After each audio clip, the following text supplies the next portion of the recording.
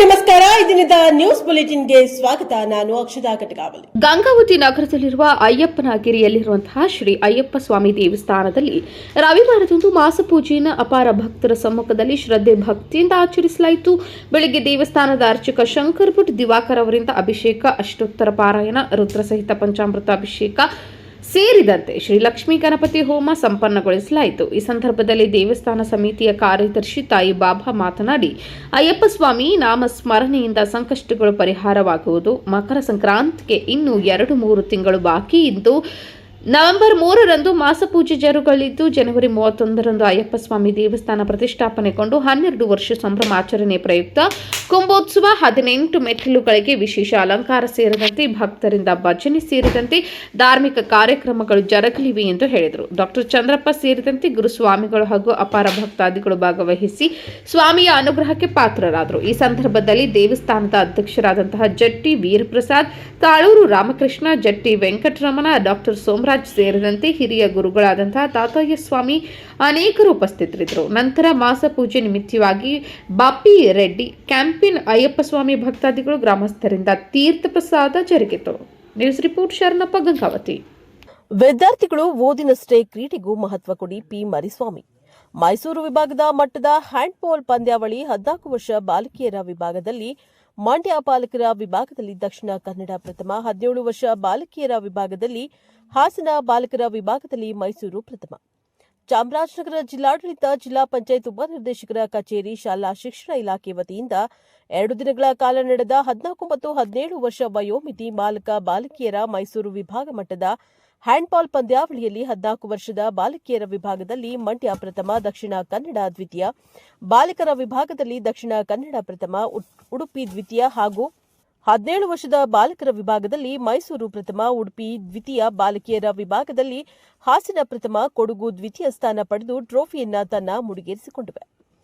ನಗರದ ಡಾ ಬಿಆರ್ ಅಂಬೇಡ್ಕರ್ ಕ್ರೀಡಾಂಗಣದಲ್ಲಿ ನಡೆದ ಸಮಾರೋಪ ಸಮಾರಂಭದಲ್ಲಿ ಕಾಡಾ ಅಧ್ಯಕ್ಷ ಪಿ ಮರಿಸ್ವಾಮಿ ವಿಜೇತ ತಂಡಗಳಿಗೆ ಟ್ರೋಫಿ ವಿತರಿಸಿ ಮಾತನಾಡಿ, ವಿದ್ಯಾರ್ಥಿಗಳು ಓದಿನಷ್ಟೇ ಕ್ರೀಡೆಗೂ ಮಹತ್ವ ಕೊಡಬೇಕು. ಸ್ವಾಮಿ ವಿವೇಕಾನಂದರ ರೀತಿಯಲ್ಲಿ ನೀವು ಒಂದೊಂದು ಗುರಿಯಿಟ್ಟುಕೊಳ್ಳಬೇಕು, ಆಗ ಜೀವನದಲ್ಲಿ ಯಶಸ್ಸನ್ನು ಕಾಣಬಹುದು ಎಂದರು. ಚೂಡಾ ಅಧ್ಯಕ್ಷ ಮೊಹಮ್ಮದ್ ಅಸ್ಕರ್ ಮಾತನಾಡಿ, ಯಾವುದೇ ಸ್ಥಾನ ಬರಲಿ ಅದಕ್ಕೆ ತೃಪ್ತಿಪಟ್ಟು ಉನ್ನತ ಸ್ಥಾನಕ್ಕೆ ಹೋಗುವ ಮಾರ್ಗದರ್ಶನ ಪಡೆಯಬೇಕು. ನೀವು ಕ್ರೀಡೆಯ ಜೊತೆಗೆ ಓದಿನಲ್ಲೂ ಹೆಚ್ಚು ಒತ್ತು ನೀಡಬೇಕು. ಕ್ರೀಡೆ ಪ್ರೋತ್ಸಾಹಿಸುವ ಸರ್ಕಾರಗಳು ಹೆಚ್ಚಿನ ಒತ್ತು ನೀಡಿದೆ, ಅದನ್ನು ಸದುಪಯೋಗ ಪಡಿಸಿಕೊಳ್ಳಬೇಕು ಎಂದರು. ಅಧ್ಯಕ್ಷತೆ ವಹಿಸಿದ್ದ ಶಾಲಾ ಶಿಕ್ಷಣ ಇಲಾಖೆ ಉಪನಿರ್ದೇಶಕ ಎಸ್ ಚಂದ್ರ ಪಾಟೀಲ್, ಕರ್ನಾಟಕ ರಾಜ್ಯ ಸರ್ಕಾರಿ ನೌಕರರ ಸಂಘದ ಕಾರ್ಯಾಧ್ಯಕ್ಷ ಮಹದೇವಸ್ವಾಮಿ, ತಾಲೂಕು ಪ್ರಾಥಮಿಕ ಶಾಲಾ ಶಿಕ್ಷಕರ ಸಂಘದ ಅಧ್ಯಕ್ಷ ಕೆ ರಾಮಸ್ವಾಮಿ ಮಾತನಾಡಿದ್ದಾರೆ. ಕಾರ್ಯಕ್ರಮದಲ್ಲಿ ಜಿಲ್ಲಾ ದೈಹಿಕ ಶಿಕ್ಷಣಾಧಿಕಾರಿ ಆರ್ ಶಂಕರ್, ತಾಲೂಕಾ ಶಿಕ್ಷಣ ಪರಿವೀಕ್ಷಕ ಎಸ್ ಬಸವರಾಜು, ಕರ್ನಾಟಕ ರಾಜ್ಯ ಸರ್ಕಾರಿ ನೌಕರ ಸಂಘದ ಜಿಲ್ಲಾ ಕಾರ್ಯದರ್ಶಿ ಡಿಎನ್ ಭರತ್ ಭೂಷಣ್, ಖಜಾಂಚಿ ಶಿವಕುಮಾರಯ್ಯ ಹಾಗೂ ದೈಹಿಕ ಶಿಕ್ಷಕರು, ವಿದ್ಯಾರ್ಥಿಗಳು ಭಾಗವಹಿಸಿದ್ರು. Bureau report Homma Nanjundanayaka, Prajapower TV, Chamarajanagar. ಬೆಟ್ಟದಹಳ್ಳಿಯಲ್ಲಿ ಗ್ರಾಮ ಪಂಚಾಯಿತಿಯ ನೂತನ ಕಟ್ಟಡ ಉದ್ಘಾಟನೆ, ಶಾಸಕರಿಂದ ಹಲವು ಅಭಿವೃದ್ಧಿ ಕಾಮಗಾರಿಗಳಿಗೆ ಗುದ್ದಲಿ ಪೂಜೆ. ಹೌದು, ಚಿಕ್ಕಮಗಳೂರು ಜಿಲ್ಲೆ ತರೀಕೆರೆ ತಾಲೂಕು ಬೆಟ್ಟದಹಳ್ಳಿ ಗ್ರಾಮದಲ್ಲಿ ನೂತನವಾಗಿ ನಿರ್ಮಿಸಲಾದ ಗ್ರಾಮ ಪಂಚಾಯಿತಿ ಕಟ್ಟಡದ ಉದ್ಘಾಟನೆ, ಕೃಷಿ ಪತ್ತಿನ ಸಹಕಾರ ಸಂಘದ ಗುದ್ದಲಿ ಪೂಜೆ ಹಾಗೂ ಅಂಬೇಡ್ಕರ್ ಸಮುದಾಯ ಭವನದ ಗುದ್ದಲಿ ಪೂಜಾ ಕಾರ್ಯಕ್ರಮಗಳನ್ನು ಶಾಸಕ ಜಿಎಚ್ ಶ್ರೀನಿವಾಸ್ ಅವರು ಭಾನುವಾರ ನೆರವೇರಿಸಿದರು. ಕಾರ್ಯಕ್ರಮದಲ್ಲಿ ಮಾತನಾಡಿದ ಶಾಸಕರು, ತಾಲೂಕು ಮತ್ತು ಜಿಲ್ಲಾ ಪಂಚಾಯಿತಿ ಚುನಾವಣೆಗಳು ಸಮೀಪಿಸುತ್ತಿವೆ. ಈ ಭಾಗದ ಜನರು ಕನಿಷ್ಠ 50% ಮತ ನೀಡಿ ನಮ್ಮ ಸರ್ಕಾರದ ಅಭಿವೃದ್ಧಿ ಕಾರ್ಯಗಳಿಗೆ ಬೆಂಬಲ ನೀಡಬೇಕು. ಕಾಂಗ್ರೆಸ್ ಸರ್ಕಾರ ನುಡಿದಂತೆ ನಡೆಯುತ್ತಿದ್ದಾರೆ.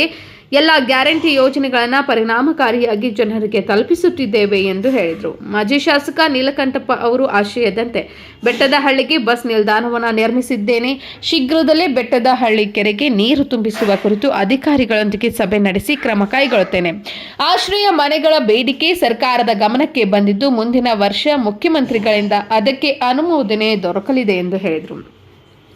ಕೃಷಿ ಪತ್ತಿನ ಸಹಕಾರ ಸಂಘದ ಅಧ್ಯಕ್ಷ ವಸಂತ್ ಬಾಬು ಮಾತನಾಡಿ, ಬೆಟ್ಟದಹಳ್ಳಿ ಗ್ರಾಮ ಪಂಚಾಯಿತಿ ವ್ಯಾಪ್ತಿಯಲ್ಲಿ ಕಳೆದ 2 ವರ್ಷಗಳಲ್ಲಿ ಸಿಸಿ ರಸ್ತೆ, ಜಲ್ಲಿ ರಸ್ತೆ, ಸಮುದಾಯ ಭವನ, ಬಿಸಿಎಂ ಹಾಸ್ಟೆಲ್, ಚೆಕ್ ಡ್ಯಾಂ ಸೇರಿದಂತೆ 5 ಕೋಟಿಗೂ ಅಧಿಕ ರೂಪಾಯಿ ಅನುದಾನದಲ್ಲಿ ಅಭಿವೃದ್ಧಿ ಕಾಮಗಾರಿಗಳು ಶಾಸಕರಿಂದ ನಡೆದಿರುವುದಾಗಿ ತಿಳಿಸಿದರು. ಕೃಷಿ ಪತ್ತಿನ ಸಹಕಾರ ಸಂಘದ ಮಾಜಿ ಅಧ್ಯಕ್ಷ ಬಿವಿ ರವಿ ಮಾತನಾಡಿ, ಗ್ರಾಮ ಪಂಚಾಯಿತಿ ಕಟ್ಟಡವು ಕೇವಲ 2 ವರ್ಷಗಳೊಳಗೆ ಗುದ್ದಲಿ ಪೂಜೆಯಿಂದ ಉದ್ಘಾಟನೆ ಆಗಿರುವುದು ಹೆಮ್ಮೆಯ ವಿಚಾರ. ಅಭಿವೃದ್ಧಿಯೇ ನಮ್ಮ ಆದ್ಯತೆಯಾಗಲಿ, ರಾಜಕೀಯ ಬದಲಾಗಿ ಸೇವೆಯೇ ಮುಖ್ಯವಾಗಲಿ ಎಂದರು. ನರೇಗಾ ಉಪನಿರ್ದೇಶಕ ಯೋಗೀಶ್ ಮಾತನಾಡಿ, ತರೀಕೆರೆ ತಾಲೂಕಿನಲ್ಲಿ 10ಕ್ಕೂ ಹೆಚ್ಚು ಗ್ರಾಮ ಪಂಚಾಯಿತಿ ಕಟ್ಟಡಗಳ ಉದ್ಘಾಟನೆ ಶಾಸಕರಿಂದ ನಡೆಯುತ್ತಿದೆ. ಪ್ರತಿಯೊಂದು ಕಟ್ಟಡವೂ ಸುಸಜ್ಜಿತವಾಗಿರಬೇಕು ಎಂಬುದು ಶಾಸಕರ ಆಶಯ ಎಂದರು.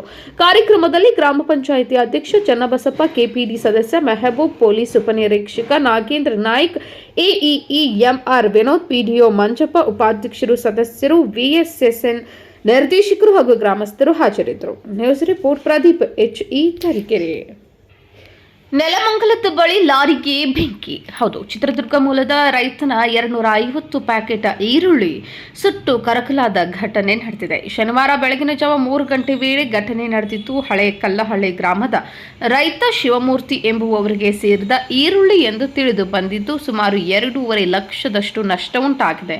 ಇನ್ನು ರೈತ ಶಿವಮೂರ್ತಿ ಅವರು ಹಳೆ ಕಲ್ಲಹಳ್ಳಿ ಗ್ರಾಮದಿಂದ ರೈತ ಶಿವಮೂರ್ತಿ ಅವರು ಲಾರಿಯಲ್ಲಿ 250 ಪ್ಯಾಕೆಟ್ನಷ್ಟು ಈರುಳ್ಳಿಯನ್ನು ಲೋಡ್ ಮಾಡಿಕೊಂಡು ಲಾರಿ ಚಾಲಕ ಹಾಗೂ ಕಿನ್ನರ್ ಜೊತೆ ಹೊರಟಿದ್ರು. ಬೆಳಗಿನ ಜಾವ 3 ಗಂಟೆ ವೇಳೆಗೆ ಲಾರಿಯಲ್ಲಿ ಬೆಂಕಿ ಕಾಣಿಸಿಕೊಂಡಿದೆ. ಇಳಿದು ನೋಡುವಷ್ಟರಲ್ಲಿ ಬೆಂಕಿ ಸಂಪೂರ್ಣವಾಗಿ ಲಾರಿಯ ಆವರಿಸಿದ್ದು. ಈರುಳ್ಳಿ ತುಂಬ ನಷ್ಟವಾಗಿದೆ. ಸ್ಥಳೀಯ ಅಗ್ನಿಶಾಮಕ ಠಾಣೆಗೆ ಮಾಹಿತಿ ನೀಡಿದ್ದು. ಅಗ್ನಿಶಾಮಕ ದಳದವರು ಕೂಡ ಸ್ಥಳಕ್ಕಾಗಮಿಸಿ ಬೆಂಕಿ ನಂದಿಸಿದ್ದಾರೆ. ಅಷ್ಟರಲ್ಲಾಗಲೇ ಈರುಳ್ಳಿ ಸಂಪೂರ್ಣ ಸುಟ್ಟು ಕರಕಲಾಗಿತ್ತು.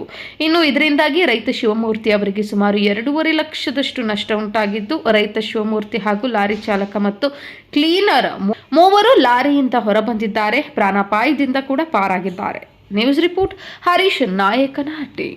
ಪ್ರಾಮಾಣಿಕ ದಕ್ಷ ಅಧಿಕಾರಿ Rona CPI Shri SS Bilgi sir ಅವರು ಹೆಚ್ಚಿನ ಪದೋನ್ನತಿ ಹೊಂದಿ ಡಿಎಸ್ಪಿ ಹುದ್ದೆ ವರ್ಗಾವಣೆ ಹೊಂದಿದ್ದು. ಅವರ ದಕ್ಷ ನಡೆ ಕುರಿತು ಕೆಲವು ಮಾತುಗಳನ್ನು ಆಡಲು ಶುಭ ಸಂದರ್ಭದಲ್ಲಿ ಸಹಜ ಅಗಲಿಕೆ ಅನ್ನುವುದು ಅನಿವಾರ್ಯ. ಆದರೂ ಸರ್ ದಕ್ಷ ಅಧಿಕಾರಿ ಗೌರವಿಸುವುದು ನಮ್ಮ NKS ಟಿವಿ ವಾಹಿನಿಯ ಮುಖ್ಯ ಉದ್ದೇಶ. ಈ ಸಂದರ್ಭದಲ್ಲಿ ನಮ್ಮ NKS ಟಿವಿ ವಾಹಿನಿಯ ಪ್ರಧಾನ ಕಾರ್ಯದರ್ಶಿ ಸಂಪಾದಕರು ಶ್ರೀ ಮಹೇಶ್ ಕೌಡ್ಕಿ ಹಾಗೂ ಕ್ರೈಮ್ ಬ್ಯೂರೋ ವರದಿಗಾರರು ಶ್ರೀ ರವಿ ಬೇನಾಹಳ್ ಹಾಗೂ ಶಿವಯೋಗಿ ಬಾವಿ ಹಾಗೂ ಗದಗವಾಣಿ ಉಪಸಂಪಾದಕರಾದಂತಹ ವೀರಣ್ಣ ಸಂಗಳದ್ ಮತ್ತು ವಿಜಯವಾಣಿ ವರದಿಗಾರರು ಶ್ರೀ ತಿಪ್ಪಣ್ಣ ಅವಧೂತ್, ವೀರೇಶ್, ರುದ್ರಪ್ಪ ಹೆಬ್ಬಳ್ಳಿ ಉಪಸ್ಥಿತರಿದ್ದರು. ಬೀಳ್ಗಿ ಸರ್ ಅವರಿಗೆ ಆಯುರ ಆರೋಗ್ಯ ಕೊಟ್ಟು ದೇವರು ಕಾಪಾಡಲಿ ಎನ್ನುವುದೇ ನಮ್ಮ ಮುಖ್ಯ ಉದ್ದೇಶ.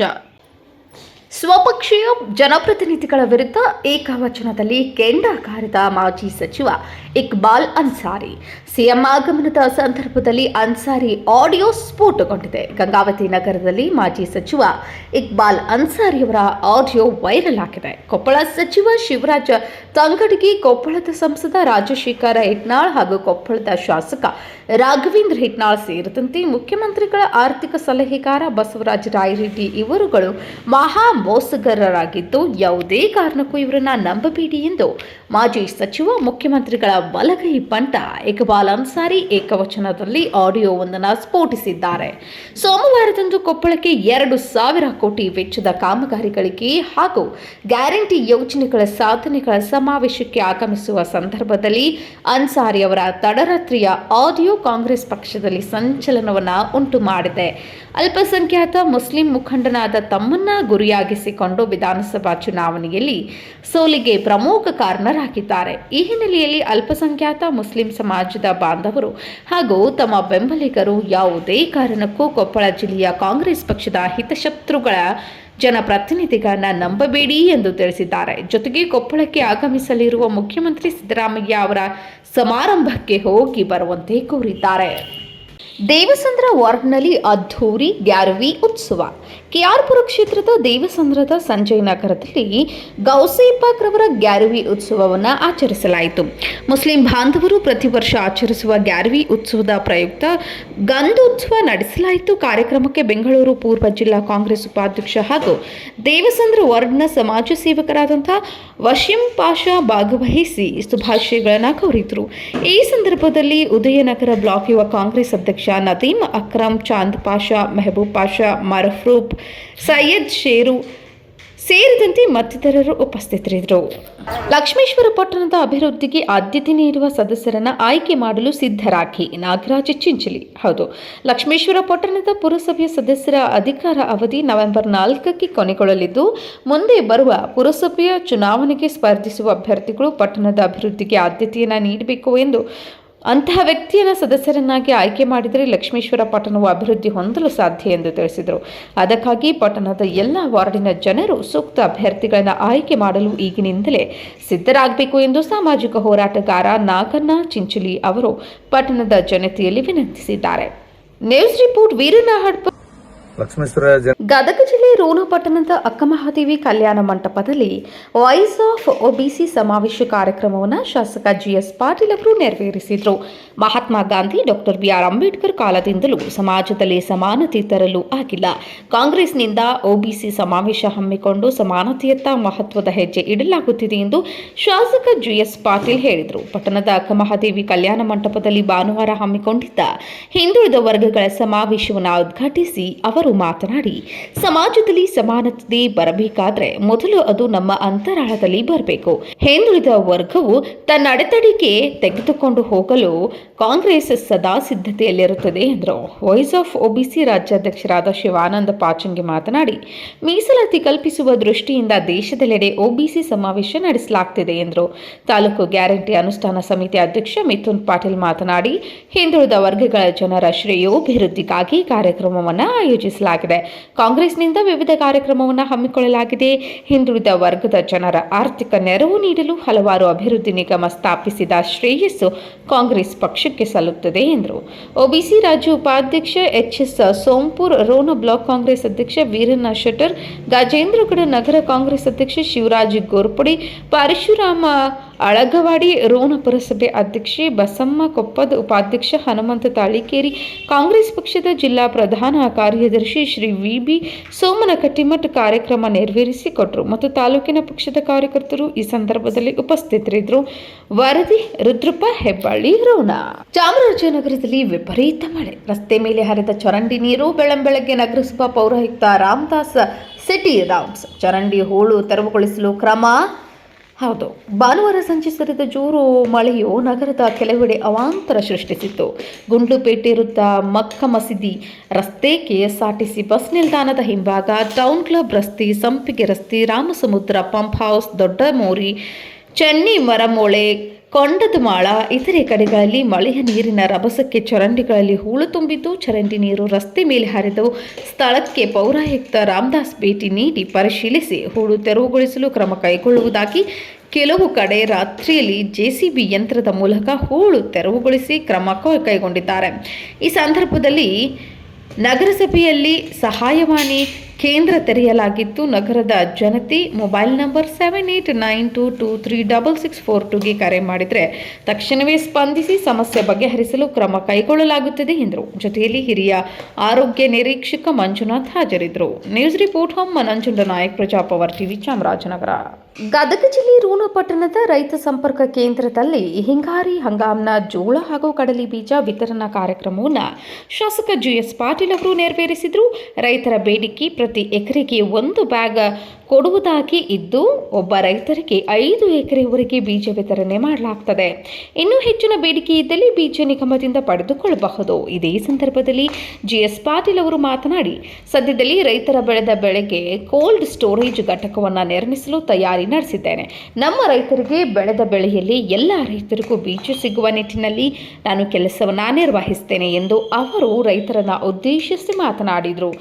ಈ ಸಂದರ್ಭದಲ್ಲಿ ಬೀಜ ವಿತರಣೆ ಕಾರ್ಯಕ್ರಮ ಕೂಡ ನೆರವೇರಿತು. ಈ ಸಂದರ್ಭದಲ್ಲಿ ಕಾರ್ಯಕ್ರಮದ ದಿವ್ಯ ಸಾನ್ನಿಧ್ಯವನ್ನು ಶ್ರೀ ಬಸವರಾಜ ದೇವರು, ಯಲ್ಲಾರ ಲಿಂಗೇಶ್ವರ ಮಠ ಅಬ್ಬಿಗೇರಿ ಹಾಗೂ ಶಾಸಕರಾದಂತಹ ಜಿಎಸ್ ಪಾಟೀಲ್, ಧಾರವಾಡ ಕೆಸಿಸಿ ಬ್ಯಾಂಕಿನ ಮಾಜಿ ಅಧ್ಯಕ್ಷರು ಶ್ರೀ ಐಎಸ್ ಪಾಟೀಲ್, ವೀರಣ್ಣ ಶೆಟ್ಟರ್, ಪಿಎಲ್ಡಿ ಬ್ಯಾಂಕಿನ ಅಧ್ಯಕ್ಷರಾದಂತಹ ಶ್ರೀ ಅಂದಪ್ಪ ಪಲ್ಲೇದ್, ಸಂಗನಬಸಪ್ಪ ಪರಡ್ಡಿ, ಶಿವನಗೌಡ ಪಾಟೀಲ್, ಶಂಕರ ಕಳಿಗನ್ನವರ್, ಬಸವರಾಜ ನವಲಗುಂದ, ಮೇಘರಾಜ್ ಭಾವಿ, ಶ್ರೀಮತಿ ರೂಪಾ ಮಂಜುನಾಥ್ ಅಂಗಡಿ, ಶ್ರೀಮತಿ ರೇಖಾ ಮುತ್ತುನಾಥ್ ಚೌಡ್ರೆಡ್ಡಿ, ಸುರೇಶ್ ಸೆರೋಳ, ಕೃಷಿ ಅಧಿಕಾರಿ ತಹಸೀಲ್ದಾರ್ ಅದೇ ರೀತಿ ಎಸ್ಆರ್ ದೊಡ್ಡಮನಿ, ಬೀಜ ನಿಗಮದ ಪ್ರವೀಣ್ ಕುಲಕರ್ಣಿ ಸೇರಿದಂತೆ ಗಜೇಂದ್ರಗಡ ಹಾಗೂ ರೋಣ ತಾಲೂಕಿನ ರೈತರು ಭಾಗವಹಿಸಿದ್ರು.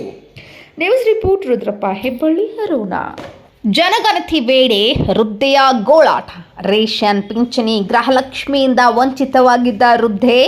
ಗದಗ ಜಿಲ್ಲೆ ಮುಂಡರಗಿ ಪಟ್ಟಣದ ಅಂಬೇಡ್ಕರ್ ನಗರದ ವೃದ್ಧೆಯಾದಂತಹ ದುರ್ಗವ್ವ ವಡ್ಡರ್ ಜನಗಣತಿಯ ವೇಳೆ ತನ್ನ ಗೋಳಾಟವನ್ನು ಹಂಚಿಕೊಂಡಿದ್ದಾಳೆ. ಕಳೆದ 30 ವರ್ಷಗಳಿಂದ ವಾಸ ಮಾಡ್ತಿರುವಂತಹ ಈ ವೃದ್ಧೆ ಜನಗಣತಿ ವೇಳೆ ಶಿಕ್ಷಕರಿಗೆ ತನಗಾಗುತ್ತಿರುವ ಅನ್ಯಾಯದ ಬಗ್ಗೆ ಹೇಳಿಕೊಂಡಿದ್ದಾಳೆ. ದುರ್ಗವ್ವ ವಡ್ಡರ್ಗೆ ಮುಂಡರಗಿ ತಹಸೀಲ್ದಾರ್ ಯರಿಸ್ವಾಮಿ PS ಅವರು ಸಹಾಯವನ್ನ ಮಾಡಿದ್ದಾರೆ. ತಕ್ಷಣ ಪಿಂಚಣಿ ರೇಷನ್ ಸಿಗುವಂತೆ ತಹಸೀಲ್ದಾರ್ ಅವರು ಮಾಡಿದ್ರು. ಆಧಾರ್ ಕಾರ್ಡ್ ತಿದ್ದುಪಡಿ ಮಾಡಿ ಗೃಹಲಕ್ಷ್ಮಿ ಹಣ ಕೂಡ ಬರುವಂತೆ ಮಾಡುತ್ತೇನೆ ಎನ್ನುವಂತಹ ಭರವಸೆಯನ್ನ ಕೊಟ್ಟರು. ತಹಸೀಲ್ದಾರರ ಕಾರ್ಯಕ್ಕೆ ವೃದ್ಧೆ ದುರ್ಗವ್ವ ಅಭಿನಂದನೆ ಸಲ್ಲಿಸಿದ್ದಾಳೆ. News report Arjun Hosamani. ಧಾರವಾಡದಲ್ಲಿ ಮತಾಂತರಕ್ಕೆ ಒಪ್ಪದಿದ್ದಕ್ಕೆ 5 ಮೇಲೆ ಹಲ್ಲೆ, ಜಿಲ್ಲಾಸ್ಪತ್ರೆಗೆ ದಾಖಲು. ಹೌದು, ಕ್ರೈಸ್ತ ಧರ್ಮಕ್ಕೆ ಮತಾಂತರವಾಗಲು ಒಪ್ಪದೇ ಇದ್ದಿದ್ದಕ್ಕೆ ಈಗಾಗಲೇ ಮತಾಂತರಗೊಂಡ 7 ಜನ ಕೂಡಿ 5 ಮೇಲೆ ಹಲ್ಲೆ ನಡೆಸಿರುವಂತಹ ಘಟನೆ ಧಾರವಾಡದ ಕೆಳಗೇರಿಯ ಆಂಜನೇಯ ನಗರದಲ್ಲಿ ಕಳೆದ ದಿನ ನಡೆದಿದೆ. ಅಲ್ಲಿ ಸುಡುಗಾಡು ಸಿದ್ಧರು ವಾಸ ಮಾಡುತ್ತಿದ್ದು, ಈಗಾಗಲೇ ದೊಡ್ಡ ಮಂಜಪ್ಪ ಬಾದಗಿ, ಹನುಮಂತಪ್ಪ ಬಾದಗಿ, ಯಲ್ಲಪ್ಪ ಬಾದಗಿ, ರಾಜು ಬಾದಗಿ, ದುರ್ಗಪ್ಪ ಬಾದಗಿ, ನಂದೀಶ್ ಬಾದಗಿ ಹಾಗೂ ಕಮಲವ್ವ ಬಾದಗಿ ಎಂಬುವವರು ಕ್ರೈಸ್ತ ಧರ್ಮಕ್ಕೆ ಮತಾಂತರಗೊಂಡಿದ್ದಾರೆ. ಅದೇ ಓಣಿಯಲ್ಲಿರುವ ಅನೇಕರಿಗೆ ಮತಾಂತರಗೊಳ್ಳುವಂತೆ ಆಗಾಗ ಹೇಳುತ್ತಲೇ ಇದ್ರು. ಕಳೆದ ರಾತ್ರಿ ಕೂಡ ಇದೇ ವಿಚಾರವಾಗಿ ಆ ಓಣಿಯಲ್ಲಿ ಗಲಾಟೆ ನಡೆದಿದೆ. ನಾವು ಮತಾಂತರಗೊಳ್ಳುವುದಿಲ್ಲ ಎಂದು ಹೇಳಿದಂತಹ ದುರ್ಗಪ್ಪ ಕೊನ್ನೂರ್, ಹನುಮಂತ ಕೊನ್ನೂರ್, ಮಹಾಂತೇಶ್ ಮಹೇಶ್ ಕೊನ್ನೂರ್, ಅನ್ನಪ್ಪ ಬಾದಗಿ, ನಾಗರಿಟ್ಟು ಕರಿಯವರ್ ಎಂಬುವವರ ಮೇಲೆ ಮತಾಂತರಗೊಂಡವರು ಹಲ್ಲೆ ನಡೆಸಿದ್ದಾರೆ. ರಾತ್ರಿ ಏಕಾಏಕಿ ಮನೆಗೆ ಮಾರಕಾಸ್ತ್ರಗಳ ಸಮೇತ ನುಗ್ಗಿ ಈ ರೀತಿಯ ಹಲ್ಲೆ ನಡೆಸಿರುವ ಆರೋಪ ಕೇಳಿ ಬಂದಿದೆ. ಓಣಿಯಲ್ಲಿ ಇರುವಂತಹ ದುರ್ಗಾದೇವಿಯ ಮಂದಿರವನ್ನು ಕೆಡವಿ ಅಲ್ಲೇ ಚರ್ಚ್ ಕಟ್ಟಲು ಸಹಕರಿಸಬೇಕು ಎಂದು ಹಿಂಸೆ ನೀಡುತ್ತಿದ್ದಾರೆ ಎಂದು ಹಲ್ಲೆಗೊಳಗಾದವರು ಆರೋಪಿಸಿದ್ದಾರೆ.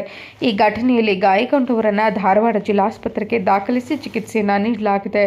ಧಾರವಾಡ ಉಪನಗರ ಠಾಣೆಯಲ್ಲಿ ಈ ಸಂಬಂಧ ಹಲ್ಲೆಗೊಳಗಾದವರು ದೂರು ಸಹ ನೀಡಿದ್ದಾರೆ.